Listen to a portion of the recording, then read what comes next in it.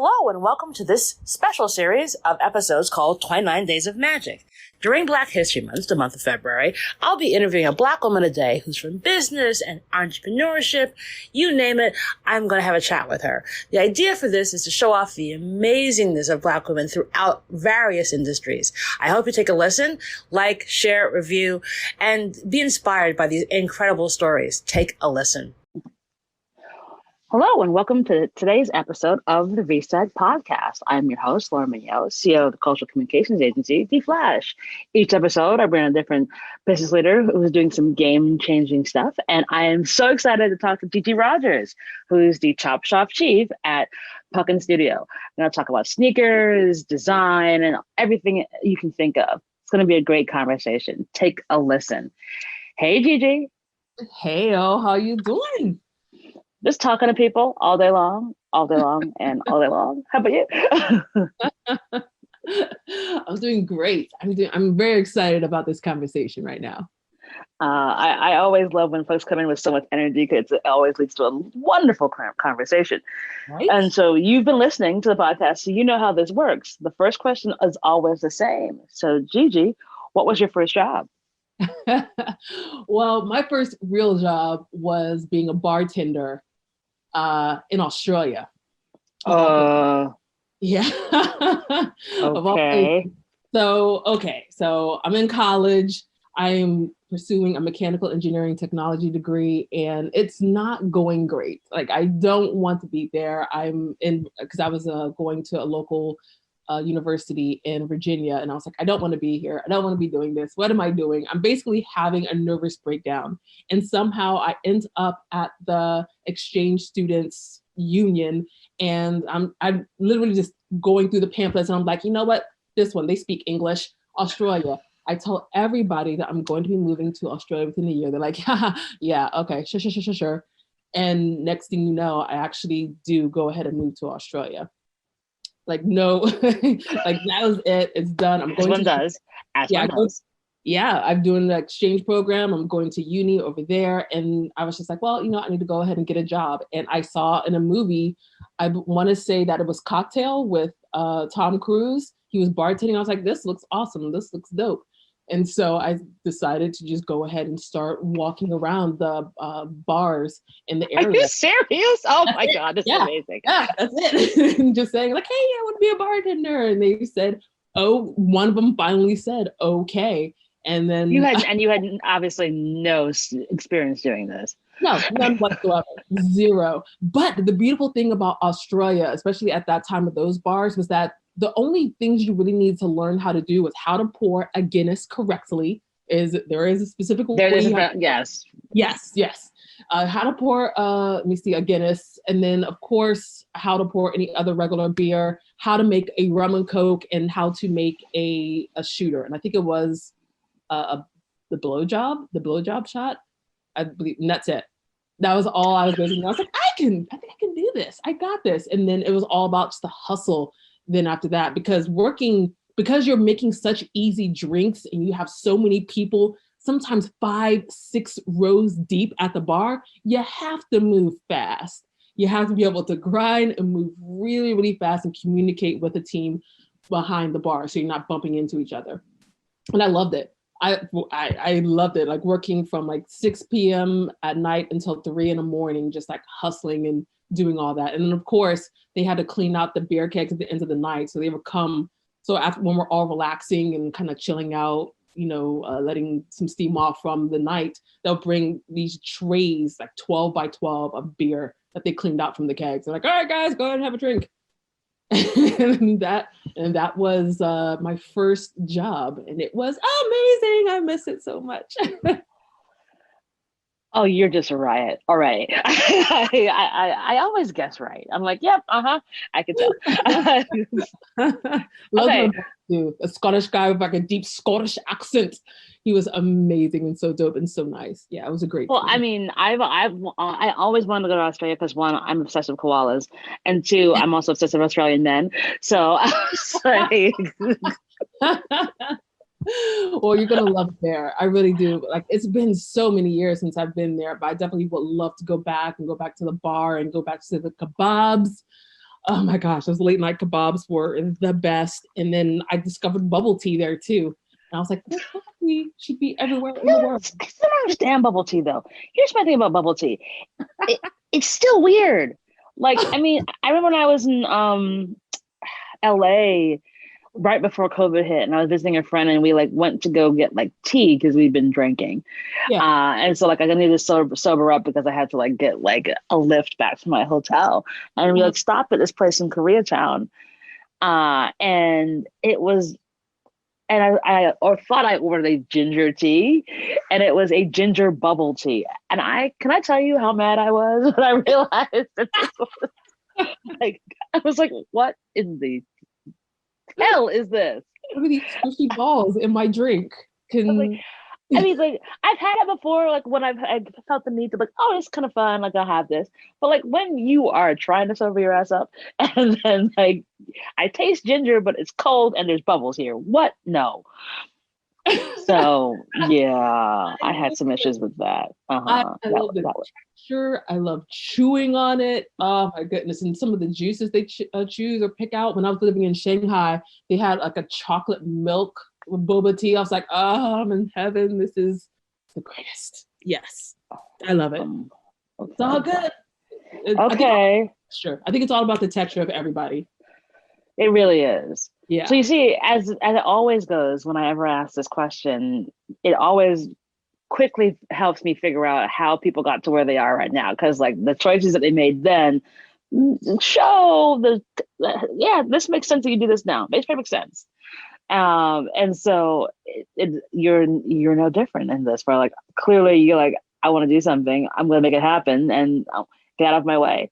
And it sounds like that probably is how we got to where we are right this second.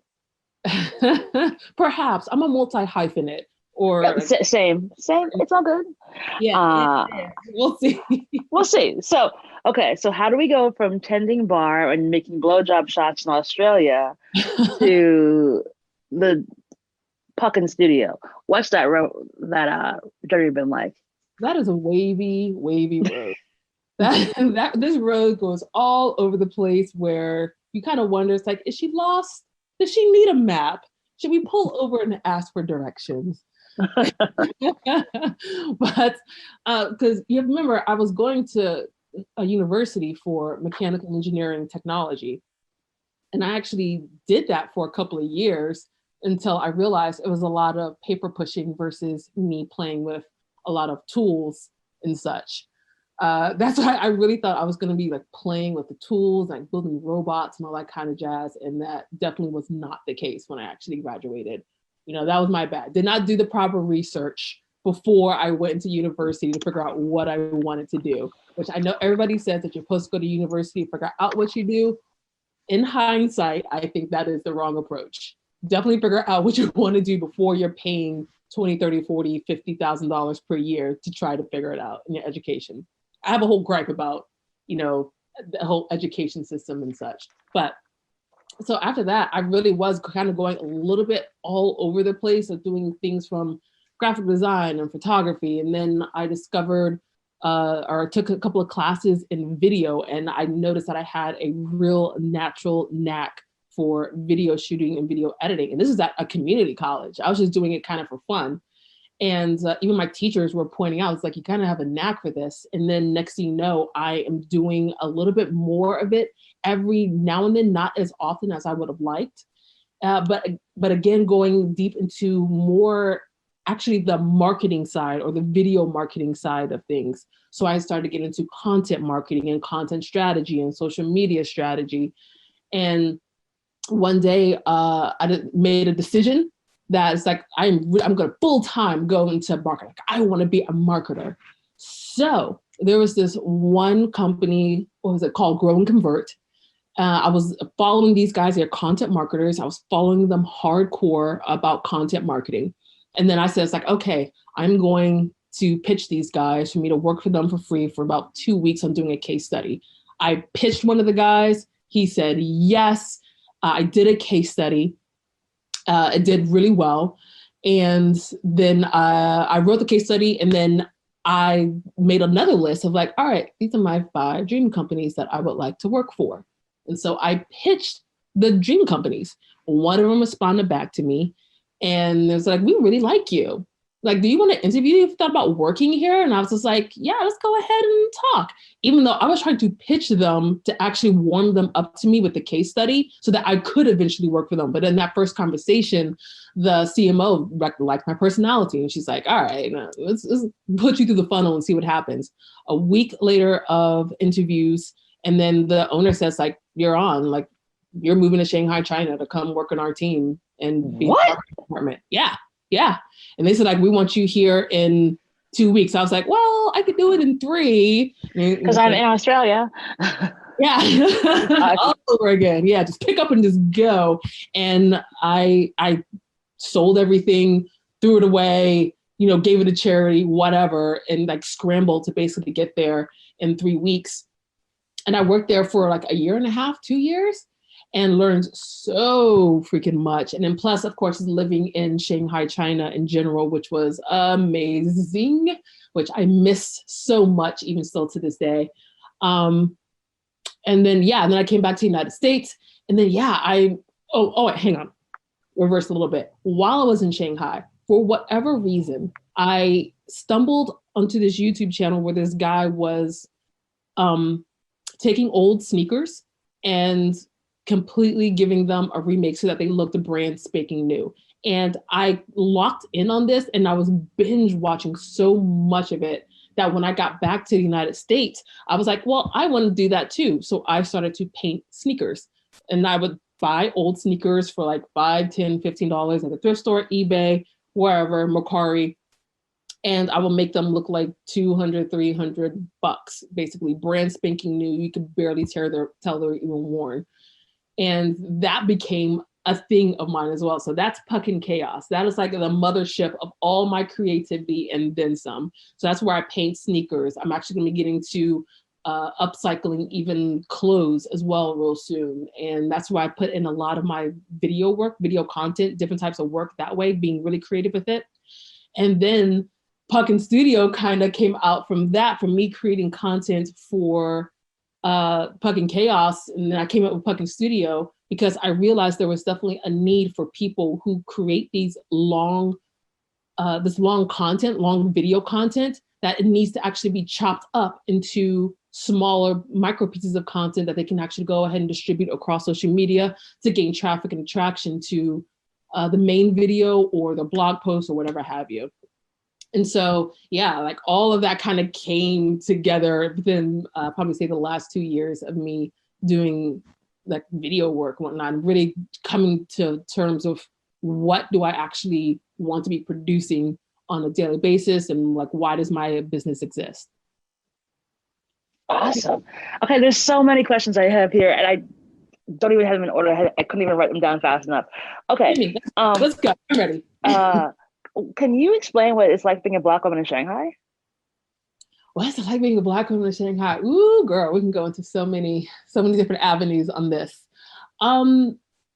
If it's, I have to say the safety level is, I feel so much safer in Shanghai than I do in the United States. And that was actually a conversation that I had with many other Black individuals in Shanghai, because there actually is like a Black community in Shanghai, the expat Black community, the African community, like Caribbean, Africa, like all of us will actually come together and such and support each other and have barbecues and all that kind of jazz.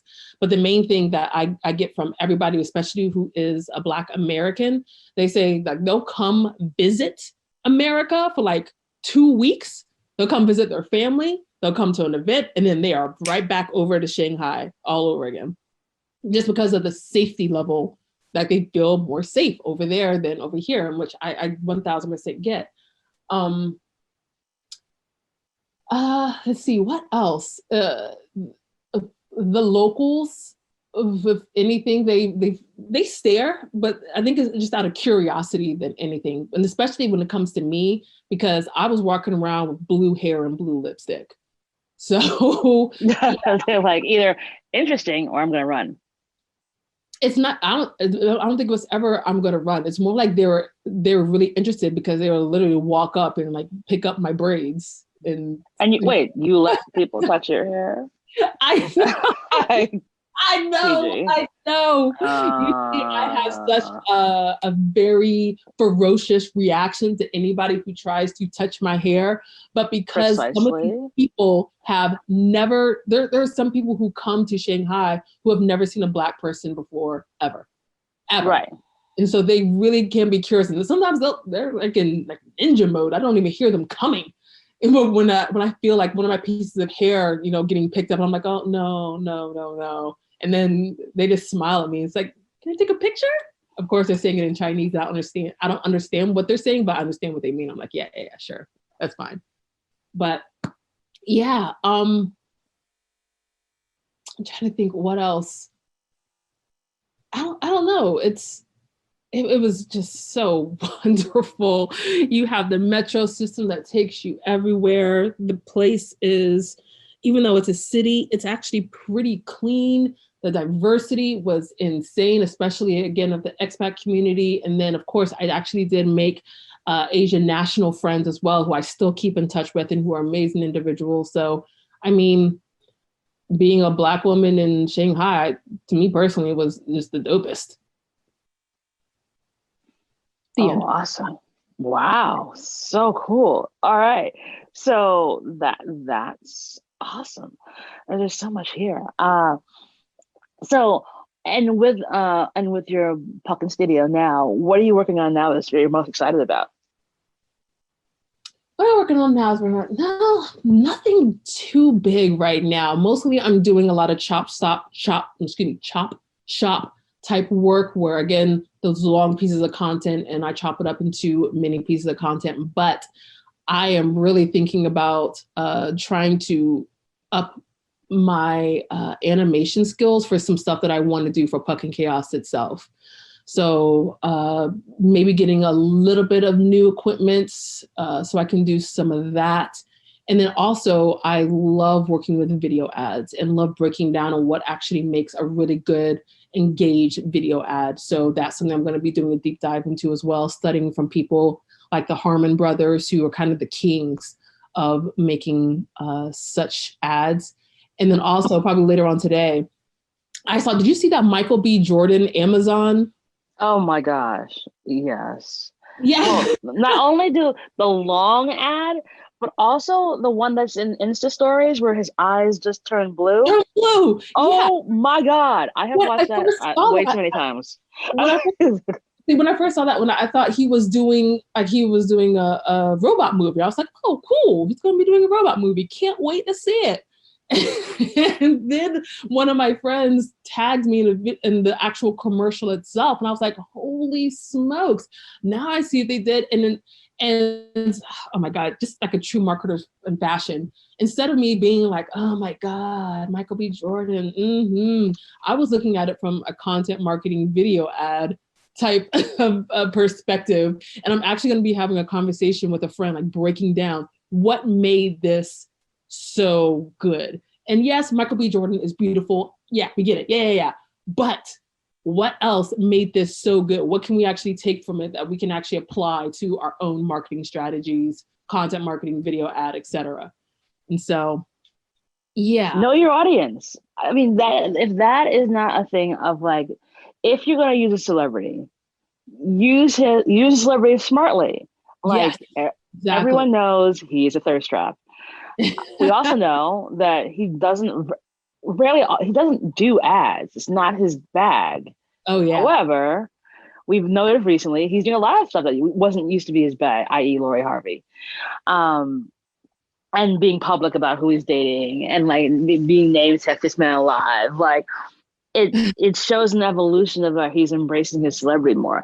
I almost see it's like the Brad Pittification of him, where it's like he's coming into this like that's who you are, dude, and you can control it how you want to by picking and choosing and being in places that make sense for you, where you can be in on the joke. Yes. And then also I was thinking about, usually they say in video ads especially, that you have to gain the audience's attention within the first 3 to 5 seconds, which I agree with. And I still have to time it out on when his face actually comes into view, to see. It's like it was definitely him that draws you in, his whole celebrity, again, thirst trap, things that nature. But then it's the copy, it's the comedic copy. For me, it was the comedic copy afterwards, and especially with the husband. Like that was what really makes everybody want to watch to the very end. I don't even care about Amazon and Alexa and all that kind of jazz. But at the same time, like now after seeing that, it's just like, maybe I should give that a second look. Maybe I should check out, what Alexa has to offer. I don't know. It was just brilliant. I was like, oh, this is so good. I love it so.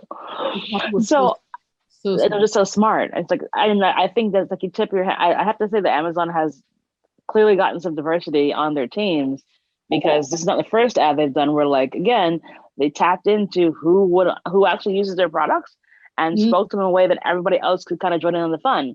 There's the ad with the woman who's the ballerina and sits at the concert on the rooftop in the snow, and it's beautiful. And it also, like, again, like, we're all stuck inside. This sucks. So like, but like when you make ads inclusive, guess what? If you include all people are included. So guess who wants to buy your stuff? All people.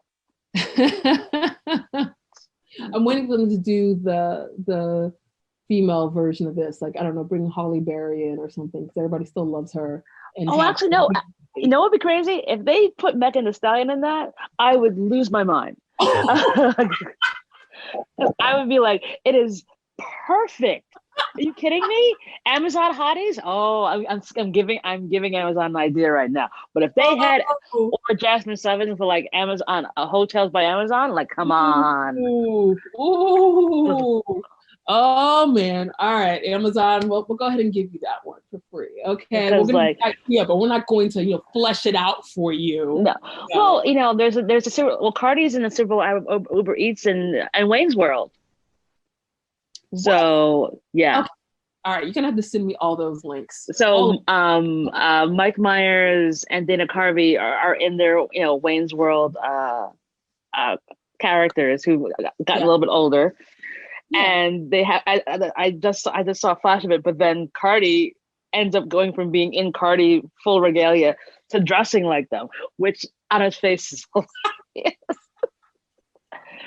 But I think, again, it is an interesting, commentary on how celebrities are kind of getting in on the joke. Because clearly the whole Michael B. Jordan ad is just one gigantic thirst trap about every woman would like you see Michael Jordan. Like, oh my God. Like, you stop and stare. Every woman does this, and probably some gay men too. Oh, so like, sure. Why not make a whole ad around the fact that we all know this? Do the husbands.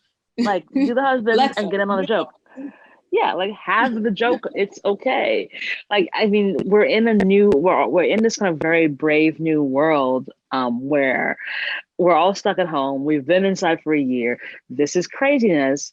Like, we can drop the pretenses. It's kind of like how it was kind of the end of celebrity culture as we knew it, whereby like, if you all are like now showing that you're on vacation somewhere, like, are you vaccinated? How did you get vaccinated? How did you get COVID tested? Like, I don't want to see this anymore. Because there's literally people dying and can't go see their families, and you're like gallivanting in your jet. Like, not cute anymore.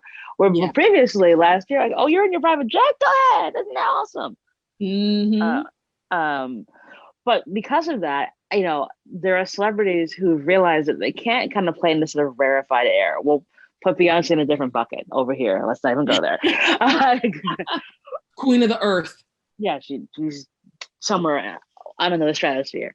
But for a lot of other celebrities, like, you've definitely seen the guard come down and be in on the joke about it as what this is, and not taking it so seriously.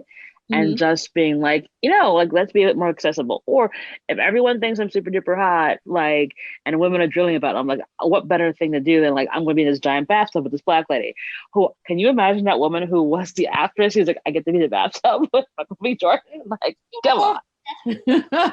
What did you do this year, folks? Yeah, like, seriously. I'm sure she like kept messing up her lines on purpose to keep it going. You like bring up the actors and celebrities, kind of getting a little bit more celebrity fit. I think that Will Smith, his Instagram profile, I think right now he's kind of being the king in regards to all of it. He is working with various different video creatives and creating some of the most fun, dope content. I think that is more, he's either trying to do something educational or informational, and he's doing a lot. I'm sorry, not entertainment or educational. And he's doing a lot of entertainment wise. I think that's just so dope of what he's doing. And I would actually think that a lot of celebrities should be going more that route more than, posting what they ate that morning, or, this is my workout. Yeah, it's like you have a platform. So like use it for the power of good or education, or stop it. Like, it's why, like, when Kim K posts stuff now, people are dragging her. They're like, shut up. Like, ew, on so many levels. I just like, I don't even pay attention to her. I have no idea. You just can't. You're like, I don't care. No one cares anymore. Yeah. Like, shut up, Mrs. West. Let me remind you of something, Mrs. West. It may not be any soon anymore. I did somewhere. I think I was standing in the grocery line and I was seeing something like that those two are getting divorced. But yeah, sure, okay, whatever. So sad. Yeah, it's really bananas. But we'll see how it keeps going. But yeah, Will Smith has definitely figured out how to become the king of Instagram. And as far as content goes, for sure. And like, oh God, and he's so smart. He has I'm positive, he has a team of people who just pluck out different people who are doing cool stuff in video and being like, hey, we're gonna work with him. And then give him a quick creative brief. He does it in 15 minutes while the other person works on it for like 15 hours. And then they produce it and then it's shared on his profile. He makes sure that they actually get tagged in it and let people know it's like this person did this. And then not only is his Instagram blowing up, but he's blowing up that other person's as well. I was like, man, that's love. Let's give him back. Give back to the it's like reciprocal. Like, what a concept. And thinking, not brain surgery here. Yeah. And and thinking about that, like, talking more about you, like, what do you think has been a challenge for you that you were like, there's no way I'm getting through this, and then you did? There's no way I'm going to do what? I'm sorry? I'm able to figure out how to get through this, like a challenge along the way. And then you did. Oh, well, with everything regarding COVID and whatnot, me being a hermit, just staying inside my little room, creating stuff, whether I'm painting sneakers or doing some video editing work, whatnot, I'm ahead of the curve. I've been doing this for years, way before COVID hit. And so me kind of just being locked down this way, it's been cake, honestly. I've been training for this for many, many years. Wow. I think it's very interesting. Yeah. I think it's very interesting though to see everybody, the rest of the world trying to navigate on how they're going to do things remote.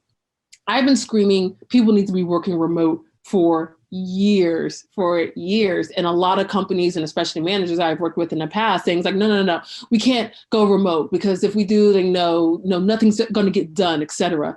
And now that they're forced to actually have remote company, they're putting nice infrastructure into place so that they can go ahead and still get things done without them having to micromanage. All the meetings that used to be 4 hours are now maybe 15 to 30 minutes. So people can actually go ahead and get their work done. And lo and behold, everybody's actually getting their work done in like 2-3 hours. And I don't know, they're taking a nap or, they're watching reruns of Monk or Psych or Blackish,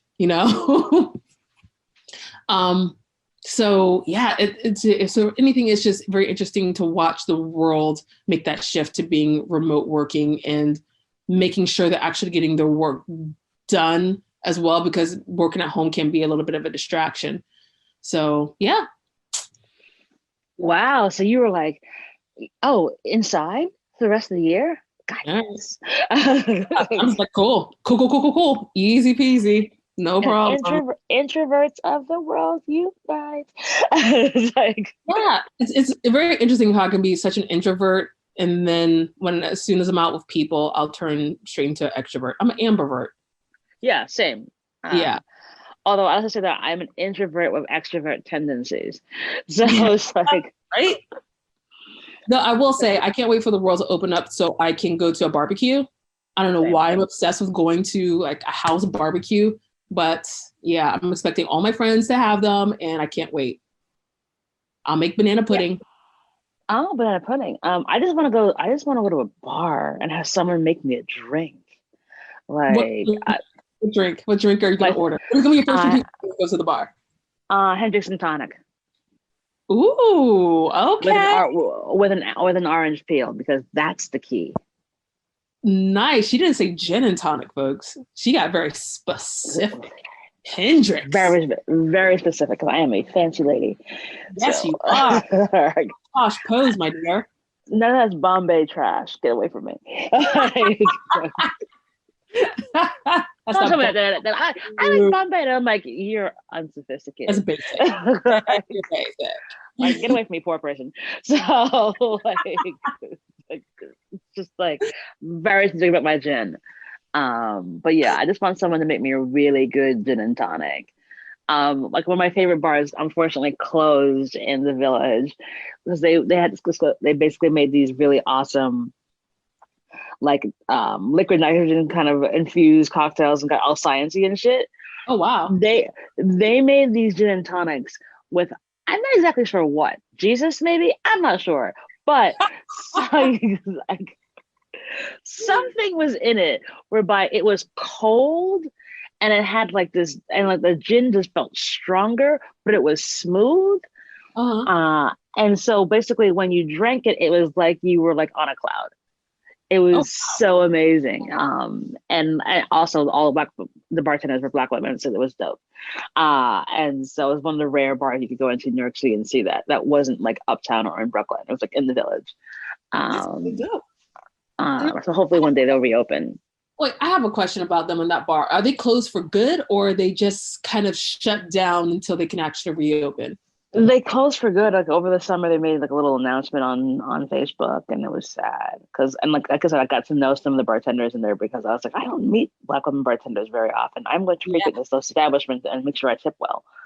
Yeah. Um, I uh, wonder, did they actually try to pivot and come up with new ways that they could not um I guess just reach their audience in general and then even maybe come up with different products that they could sell. I'm very curious about, especially when it comes to something like mixology, which I think there's could be such a market for them to create different types of content so that they could I find. think they'll probably come back. I mean, the founders are like veterans of the bar industry, so I think that in some way, shape, or form, when we can open for real and it's not like half-assed the way it is now in New York, they'll Uh-huh. probably come back with something more unique and interesting, like infusing because like that kind of fusion idea of making cocktails.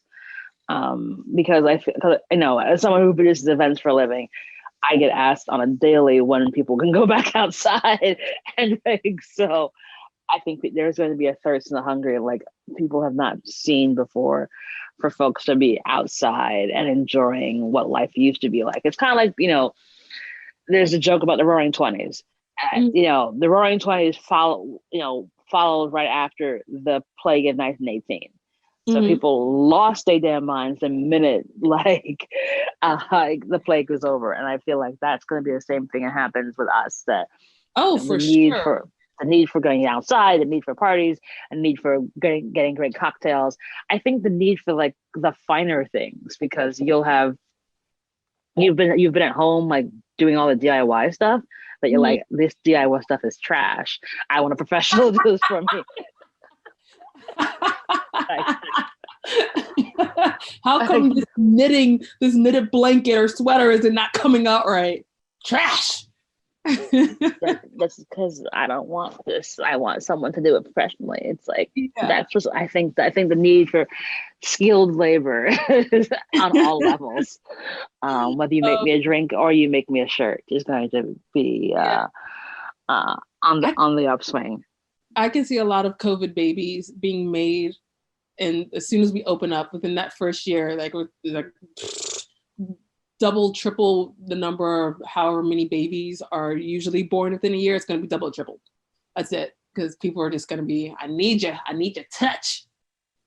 I do not. I think there's definitely gonna be a post COVID baby boom. Yep, yep. Oh, it's safe to go outside now. Why not? Like now you can have a kid because you can actually take the kid outside. Yeah, we all got it right now. Yeah. It's all kind of funny. Like thinking about where we are right now. What do you think you'd tell 21-year-old Gigi? What would I tell 21-year-old Gigi? Oh my gosh, so much. You know how people always say, it's like, oh man, I wouldn't change anything. I know where I am right now. I would change everything. Everything. We're so excited to have Soho Works as the sponsor for the 29 Days of Magic campaign. You know, they're designed by Soho House, and their workspaces to help creative thinkers, businesses small and large, connect, collaborate, and grow. And it's where I'm recording all the episodes of 29 Days of Magic. It's a safe, wonderful, and collaborative experience. I'm currently in the Brooklyn location, but they have locations, one else in New York City, in the Meatpacking District, one in LA, 5 in the UK, and they give you that kind of home away from home feeling with all the tools, technology, equipment to help you do your best work. Like I said, it's an amazing location, feels safe. I've been able to meet some really awesome people, which you haven't been able to do a lot because of the fact of COVID. So it's been a wonderful experience being able to record here and help build community. So if you want to find out more information about it, please go to sohoworks.com to get more information and tell them I sent you. And now back to the show. 21-year-old Gigi. Let me see. 21-year-old Gigi needed to move out of Virginia and go to a city. And, okay, so there's also the thing that people always say, it's like, if you had all the money in the world, what would you be doing? And for me, I know for a fact that I would be dancing. I would be in the dance studios, training to be dancing. Even though I hate ballet, I realized over the years that it's the foundation to a lot of dance. And I would just be training 24/7, just performing. And that's it. So I know that for a fact that that's what I was born to do. But for whatever reason, I just keep on deviating from that. So 21-year-old Gigi, I'll be like, girl, get it together, transfer to a different school if you have to, and go do that dance thing. And if you're actually really good, and when it comes to anything visual as well, so go ahead and do the video thing as well. And I know that you still have that love for like building things with your hands. So you can do like an engineering program with dancing afterwards, like after school or whatever have you, in the evenings or in between class and whatnot. Girl, that's what you can be doing, and then you'll be it. That's it. You'll be all right. I like it. I like the honesty. Good stuff. Oh yeah. Thinking about all that, obviously this year has been crazy. And even though, you are a hermit, so you were cool with being inside. Yeah. What have you been doing for your self-care? For my self-care? Mm-hmm. Let's see, what have I been doing for my self-care? Well, I still have self-care Sunday. Mud mask, I wash my natural hair, I'm doing more yoga than I used to be doing before. And also, I'm actually putting myself on a schedule. I'm really big on trying to have as much order as possible, so I'm not just flailing about everywhere throughout the days and weeks and all that kind of jazz. So I get up at around 7 a.m. I work out, I do yoga. I plan out my day after that. I do a little bit of reading, usually a little bit of stoicism. And then I start getting into the meat of the day after that. With small breaks in between. So I like to try to have at least 1 or 2 hours of deep work, and then I'll take a break. And then space it out that way so that I don't really get too burnt out, I guess you can say. And yeah, and then also like after I finish, usually I stop usually around 5 p.m., 5, 6 p.m. I go into all right, I want to be better at drawing. So let me go to Skillshare and take my drawing classes and let me go ahead and paint these shoes and make a YouTube video and all that kind of stuff. So mostly me keeping myself busy is my form of self-care, and definitely knowing when to just stop. And especially after, I would say, the murder of Breonna Taylor and all that, yes. Yeah, all that whole line and whatnot.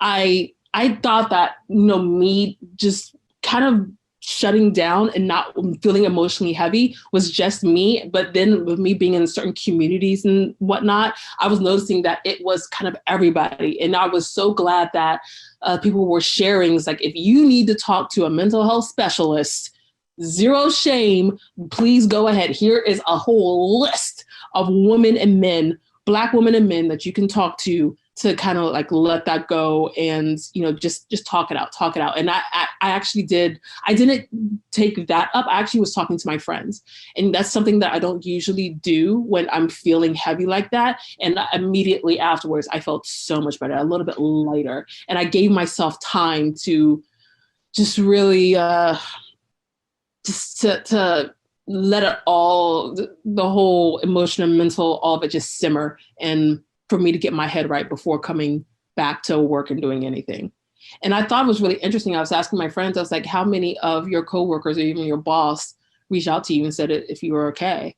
And very rarely did any of them say that anybody reached out to them. I was very lucky that one of the contractors I work with, him and some of the employees actually reached out like, hey, are you okay with everything going on? And I was like, I'm working through it. But it's very interesting to see other businesses and companies or just individuals in general. Like, can you actually just reach out and just see if people are okay with, the climate and the heaviness of what's going on? Can you even empathize and understand as well?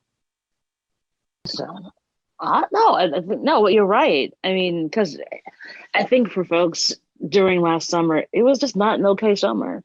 And we have to acknowledge it. I think that's the thing. It's like, that was a lot for people to absorb in a visceral way when you're stuck at home and you cannot get away from it.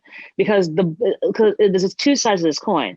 On the one hand, just like what happened on January 6th, everybody was home, so white people had to see it and be like, this is what we've been talking about. Like, we weren't kidding. Exactly. And so white people got a chance to see it for real, up close and personal. The flip side is that we also were home and we got to go see it over and over and over again, up close and personal. And we already live it. So having that in your face was a lot. Agreed.